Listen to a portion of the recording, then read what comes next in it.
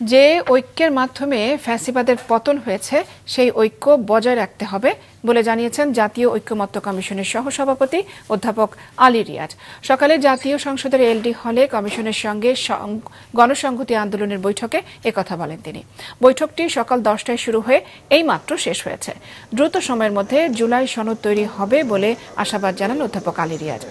গণসংহতি আন্দোলনের প্রধান সমন্বয়কারী জোনায়েদ সাকি বলেছেন, ঐক্যমতের মধ্য দিয়ে গণতান্ত্রিক রূপান্তরের পথে হাঁটবে বাংলাদেশ, আর অংশীজনের ঐক্যমতের বিষয়গুলোই জুলাই সনদ হিসেবে গৃহীত হবে। ঐক্যমত্য কমিশনের সঙ্গে বিকেল 3টায় জেএসডির বৈঠক হওয়ার কথা রয়েছে। ফ্যাসিবাদের বিরুদ্ধে জনসাধারণের ঐক্যবদ্ধ প্রচেষ্টাই আসলে ফ্যাসিবাদী শাসককে পলায়নে বাধ্য করেছে।